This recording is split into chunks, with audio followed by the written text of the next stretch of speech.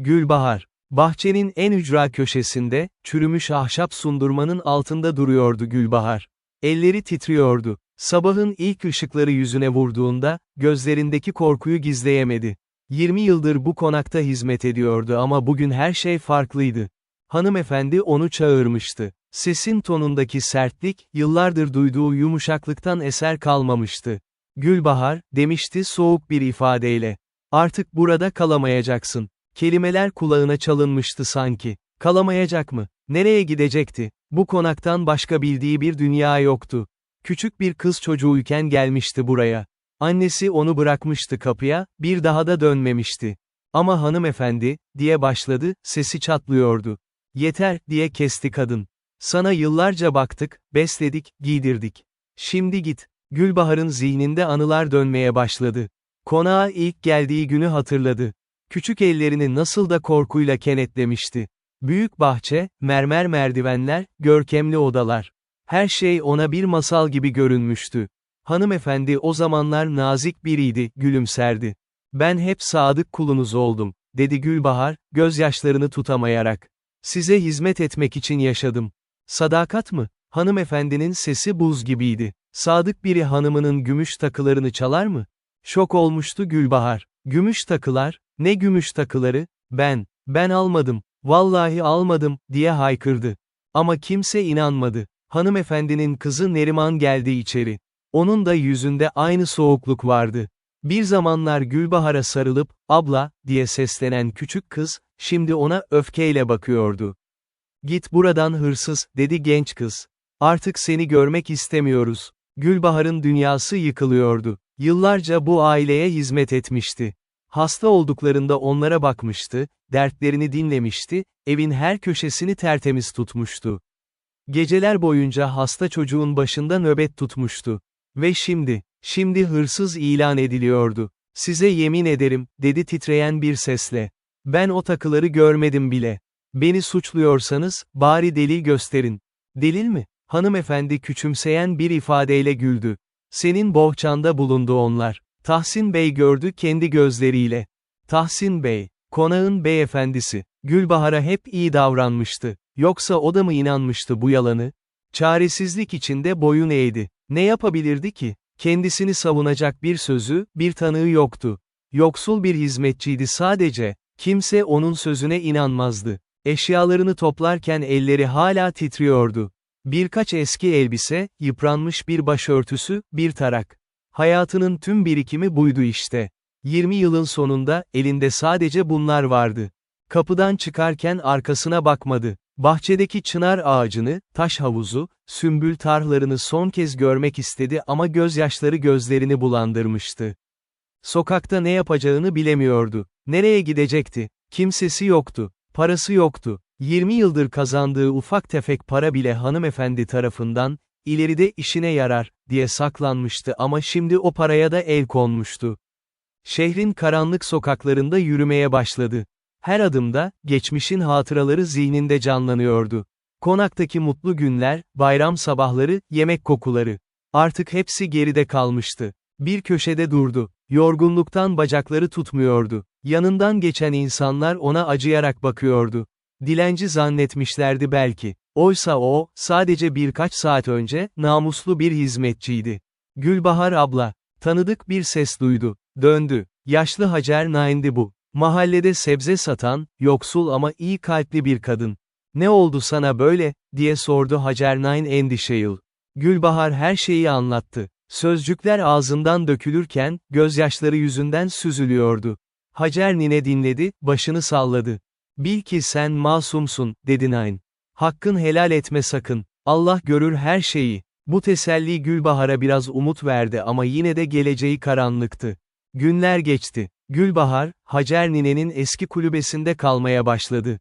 Küçücük, nemli bir yerde ama en azından başını sokacak bir yeri vardı. Günlerini diğer hanelere gidip temizlik işleri yaparak, çamaşır yıkayarak geçirmeye başladı. Kazandığı para zar zor geçinmeye yetiyordu. Bir akşam, konağın yakınındaki çarşıdan geçerken Neriman'ı gördü. Hanımefendinin kızı, arkadaşlarıyla birlikte vitrinlere bakıyordu. Güzel elbiseler giymişti, mutlu görünüyordu. Gülbahar'ı görmedi bile. Gülbahar'ın içi burkuldu. Bir zamanlar o kızı kucağında büyütmüştü. İlk adımlarını atarken yanındaydı. Ağladığında onu teselli eden oydu. Ve şimdi yabancıydılar birbirlerine. O gece, kulübede yalnız başına otururken, geçmişi düşündü. Gerçekten suçsuz muydu? Yoksa farkında olmadan mı bir hata yapmıştı? Hayır. O takıları hiç görmemişti. Biri ona tuzak kurmuştu. Ama kim ve neden? Sonra aklına bir şey geldi. Konaktaki yeni uşak, Selim. Bir aydır çalışıyordu orada. Gülbahar ona hiç güvenmemişti. Gözlerinde tuhaf bir ifade vardı hep. Ve o takıların kaybolduğu gün, Selim'in Gülbahar'ın odasına girdiğini görmüştü. Ama bunu kimseye söylememişti, belki bir işi vardı diye düşünmüştü. Şimdi her şey aydınlanıyordu. Selim takıları çalmış, sonra da Gülbahar'ın bohçasına yerleştirmişti. Ama bunu nasıl kanıtlayacaktı? Ertesi gün, cesaretini toplayıp konağa gitti. Arka kapıdan içeri süzüldü. Aşçı Fadime Hanım'ı gördü mutfakta. "Fadime Hanım," dedi alçak sesle. "Bana inanır mısın? Ben o takıları çalmadım." Fadime Hanım şaşırmıştı. "Ne yapıyorsun burada? Seni görürlerse. Lütfen. Sadece şunu söyle, Selim o gün neredeydi?" Fadime Hanım düşündü. "Selim mi? O gün. Evet, hatırlıyorum. Senin odana girdiğini görmüştüm. Elinde bir şey vardı, ama ne olduğunu göremedim. Sonra aceleyle çıktı. İşte," dedi Gülbahar. "O yerleştirdi takıları benim bohçama. Ama kimse bana inanmadı." Fadime Hanım içini çekti. "Kanıtlasan bile, sence hanımefendi kabul eder mi? Sen yoksul bir hizmetçisin, o ise." Haklıydı. Sosyal düzende Gülbahar'ın yeri belliydi. Konuşma hakkı yoktu onun. Ama vazgeçmedi. Günlerce araştırdı, sordu, dinledi. Ve sonunda öğrendi, Selim, daha önce çalıştığı konaktan da hırsızlık yüzünden kovulmuştu. Ama güçlü bir aileden geldiği için, kimse onu cezalandırmamıştı. Sadece işten çıkarılmış, başka bir yere gitmişti. Bu bilgiyi Tahsin Bey'e ulaştırmaya karar verdi. Bir sabah erkenden konağın önünde bekledi. Beyefendi çıktığında, önüne geçti. "Beyefendi, lütfen bir dakikanızı alabilir miyim?" Tahsin Bey önce sertçe baktı ama sonra bir şey fark etti gözlerinde. Dürüstlük mü, yoksa çaresizlik mi, bilemedi ama dinlemeye karar verdi. Gülbahar her şeyi anlattı. Selim'in geçmişini, o gün odasına girdiğini, Fadime Hanım'ın tanıklığını. Konuşurken sesi kesiliyordu ama devam etti. Tahsin Bey dinledi. Sonra derin bir nefes aldı. "Araştıracağım," dedi. "Eğer söylediklerin doğruysa, sana haksızlık ettik." Umut ışığı belirdi Gülbahar'ın gözlerinde. Tahsin Bey araştırdı gerçekten de. Selim'in geçmişini öğrendi, diğer hizmetçilerle konuştu, ipuçlarını birleştirdi. Ve sonunda anladı, Gülbahar masumdu. Selim sorgulandığında, başta inkar etti. Ama deliller karşısında çaresiz kaldı ve itiraf etti. Takıları çaldığını, sonra da Gülbahar'a attığını söyledi. Amacı onu uzaklaştırıp kendi yerini sağlamlaştırmaktı. Tahsin Bey, hanımefendiye her şeyi anlattı. Kadın şok olmuştu. Yıllarca güvendiği, evladı gibi gördüğü Gülbahar'a nasıl da haksızlık etmişti. Gülbahar'ı geri çağırdılar. Özür dilediler, af dilediler. Eski işini, odasını, hatta kayıp ücretlerini de verdiler. Ama Gülbahar kabul etmedi. "Teşekkür ederim," dedi sakin bir sesle. "Ama artık burada kalamam. Siz bana yıllarca güvendiniz, sonra bir anda her şeyi unuttunuz. Ben sizin için hep sadık kulunuzdum ama siz beni ilk fırsatta attınız." Hanımefendi ağlıyordu. "Gülbahar, lütfen. Hata yaptık, biliyoruz. Ama sen bizim ailemizdensin." "Hayır," dedi Gülbahar. "Aile böyle olmaz. Aile güvenir, korur, sever. Siz beni bir eşya gibi gördünüz. İşinize yaradığım sürece yanınızdaydım, işime yaramaz olduğumda attınız." Ve o gün, Gülbahar konaktan ayrıldı. Ama bu sefer başı dik, onurlu bir şekilde. Hacer ninenin yanına döndü. Yoksul yaşamına devam etti ama huzurluydu. Çünkü artık biliyordu, gerçek değer paradan, konaktan, gösterişten gelmezdi. Gerçek değer, insanın onurundaydı. Ve o, onurunu korumayı başarmıştı. Yıllar sonra, Gülbahar yaşlı bir kadın olduğunda, genç kızlar ona gelir, hayat hikayesini dinlerlerdi. O da onlara derdi ki, "Kendinize değer verin. Kimse sizi aşağılamaya, sömürmeye hakkı yoktur. Yoksul olabilirsiniz ama asla değersiz değilsiniz. Onurunuzu koruyun, dürüst olun, kendinize güvenin." Gerisi gelir zaten. Ve Gülbahar'ın hikayesi, mahallede anlatıla, kuşaktan kuşağa aktarıldı. O, sadece bir hizmetçi değildi artık. O, direnişin, onurun, adaletin sembolüydü. Konakta ise, hanımefendi ömrünün sonuna kadar pişmanlık duydu. Neriman büyüdü, evlendi ama hep içinde bir eksiklik hissetti. Gülbaharsız büyüdüğü yıllar, ona hep bir boşluk bıraktı. Tahsin Bey ise, o günden sonra hizmetçilerine daha adil davrandı. Gülbahar'ın çektiği acıyı unutamadı. Ve her fırsatta, etrafındaki insanlara şunu söyledi. Fakir diye, güçsüz diye kimseyi küçümsemeyin. Her insanın bir onuru, bir değeri var. Adaletsizlik karşısında sessiz kalmayın. Böylece, Gülbahar'ın acı hikayesi, toplumda küçük ama anlamlı bir değişimin tohumlarını ekti. Ve belki de en önemlisi, kendisi gibi ezilen, haksızlığa uğrayan nice kadına umut oldu. Çünkü Gülbahar göstermişti ki, insan, en karanlık zamanlarda bile doğru olanı seçebilir, onurunu koruyabilir ve başını dik tutabilir. Konaktan ayrılışının üzerinden 3 yıl geçmişti. Gülbahar artık 40 yaşını geçmiş, saçlarına ak düşmüş ama ruhu hiç olmadığı kadar dinçti. Hacer ninenin kulübesinde yaşamaya devam ediyordu ama artık sadece temizlik işleriyle geçinmiyordu. Mahallede bir şeyler değişmeye başlamıştı. Gülbahar'ın hikayesi kulaktan kulağa yayılmış, ona sempati duyan zengin aileler onu kendi evlerine çağırmaya başlamıştı. Ama bu sefer şartlar farklıydı. Gülbahar artık ezilen, horlanabilecek biri değildi. Kendi değerini biliyordu ve bunu karşısındakilere de hissettiriyordu. Bir sabah, mahalle kahvesinin önünden geçerken, genç bir kadının çocuğuyla tartıştığını gördü. Kadın öfkeyle bağırıyordu. "Kaç kere söyledim sana, hizmetçilere böyle konuşmayacaksın, onlar senin oyuncağın değil." Gülbahar durdu. Kadın onu fark edince, utançla başını eğdi. "Affedersiniz," dedi kadın. "Oğlum bazen çok terbiyesiz oluyor." Gülbahar yaklaştı, çocuğun önüne çömeldi. "Evladım," dedi yumuşak bir sesle. "Annen haklı. Her insan, zengin ya da fakir, saygıyı hak eder. Bunu şimdi öğrensen, büyüdüğünde iyi bir insan olursun." Çocuk şaşırmıştı. Kimse ona daha önce böyle konuşmamıştı. Başını salladı. Kadın Gülbahar'a minnetle baktı. Siz o meşhur Gülbahar mısınız? Konaklardan kovulan ama sonradan haklı çıkan?" Gülbahar gülümsedi. "Meşhur mu oldum yani? Allah Allah. Sizinle konuşabilir miyim?" dedi kadın heyecanla. "Ben Zeynep. Kocam tüccar. Bizim de 3 hizmetçimiz var ama ben onlara nasıl davranacağımı bilmiyorum. Annem öğretmedi bana. Hep, onlar hizmetçi, sen hanımsın, dedi. Ama ben bunu doğru bulmuyorum." Gülbahar kadının içtenliğini gördü. "Gel, oturalım şurada," dedi. "Konuşalım." Saatlerce konuştular. Zeynep Hanım, evindeki hizmetçilerle yaşadığı problemleri anlattı. Gülbahar dinledi, tavsiyeler verdi.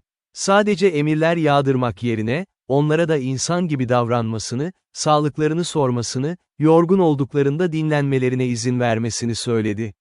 "Ama kayınvalidem buna çok kızar," dedi Zeynep Hanım endişeyle. "Hizmetçileri şımartmak yanlış der." "Şımartmak değil bu," dedi Gülbahar. "İnsanca davranmak. Bir insana saygı gösterince, o da size daha iyi hizmet eder. Korkuyla değil, sevgiyle çalışır." Zeynep Hanım düşündü. "Haklısınız. Bizim konaktaki Ayşe Nain var mesela. Yıllardır bizimle. Dün bacağı ağrıyordu ama kayınvalidem yine de onu işe zorladı. Ben bir şey diyemedim." "Diyebilirsin," dedi Gülbahar. "Senin de sesin var, kullan onu." O günden sonra, Zeynep Hanım sık sık Gülbahar'ı ziyaret etmeye başladı. Sadece o değil, mahalledeki başka kadınlar da geliyordu. Gülbahar'ın kulübesi, adeta bir buluşma noktası haline gelmişti. Bir kış günü, kapı çalındı. Hacer Nain açtığında, şaşkınlıkla geri çekildi. "Gülbahar," diye seslendi. "Sana misafir var." Gülbahar kapıya gitti. Karşısında Neriman duruyordu. Hanımefendinin kızı. Ama artık küçük bir kız değildi. 25 yaşlarında, zarif, güzel bir genç kadındı. Ama yüzündeki ifade hüzünlüydü. "Gülbahar abla," dedi titrek bir sesle. "Benimle konuşur musunuz?" Gülbahar bir an tereddüt etti. Ama sonra kapıyı açtı. "Gir," dedi. İçeride oturdular. Neriman etrafına baktı. Kulübe, eskiden kaldığı konakla kıyaslandığında çok yoksuldu.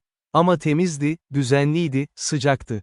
"Size nasıl teşekkür edeceğimi bilemiyorum," diye başladı Neriman. Yıllar önce size yaptıklarımız için. Geçti gitti, dedi Gülbahar. Niye geldin buraya? Neriman gözyaşlarını tutamadı.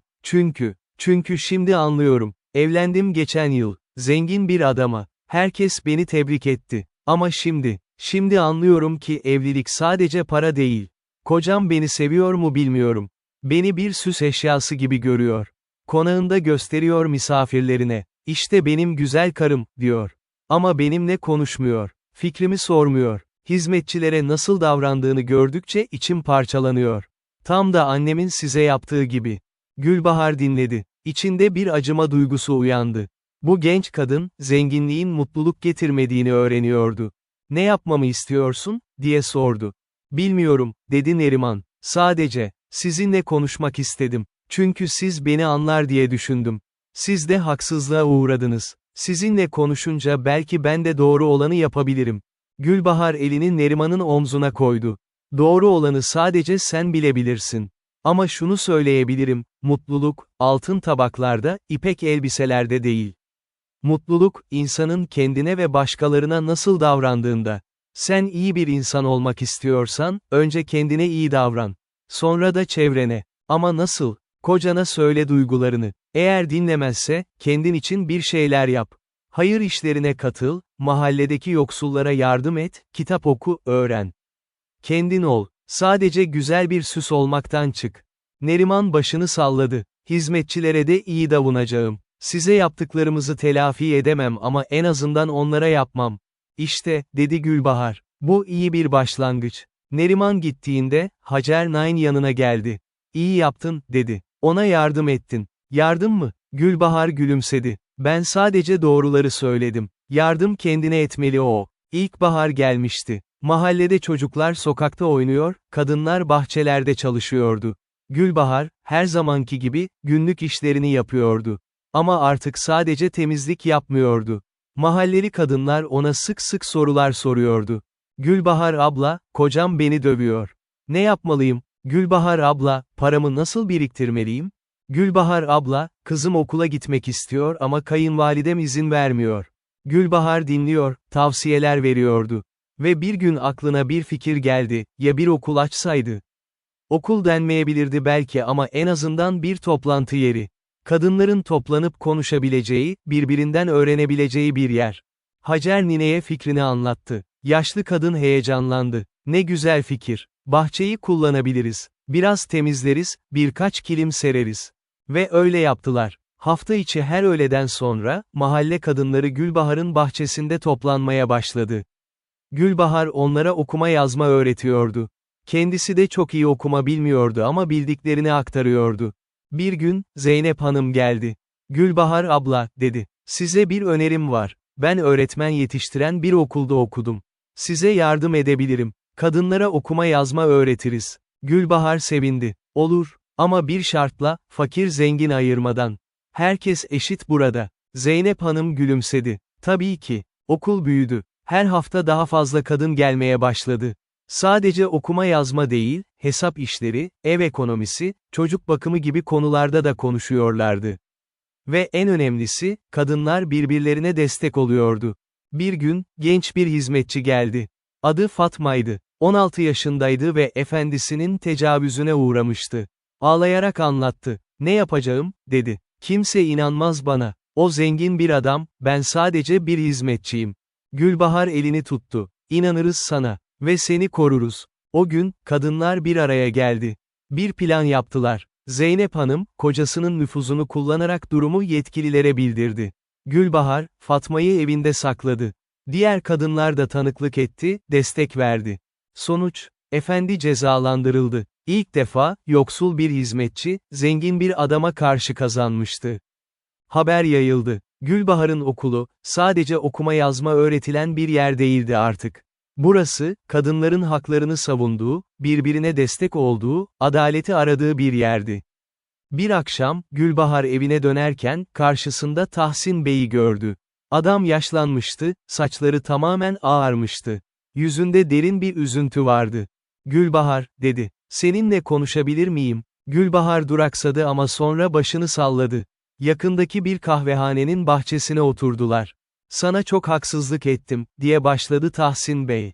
Yıllarca bunu düşünüyorum. Her gece uyumadan önce o günü hatırlıyorum. Seni nasıl suçladığımı, nasıl kovduğumuzu.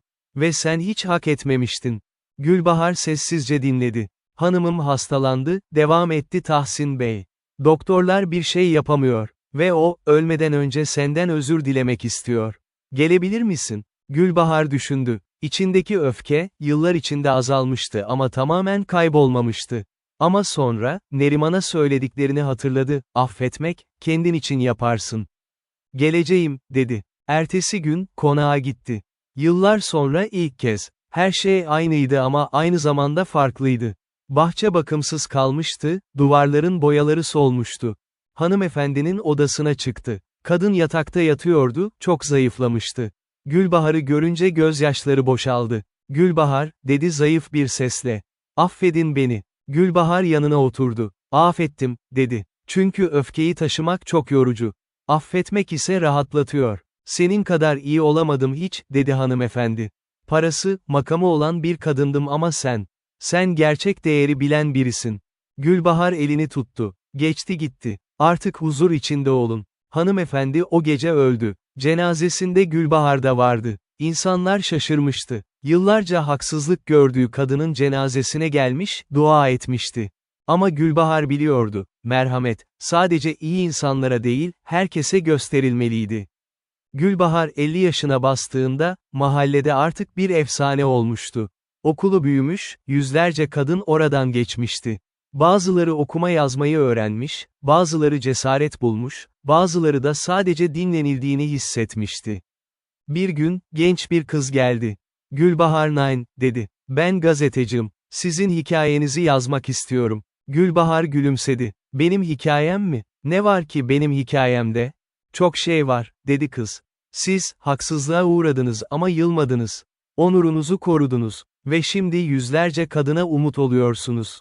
Umut mu? Gülbahar düşündü. Belki de öyle. Ama ben özel bir şey yapmadım.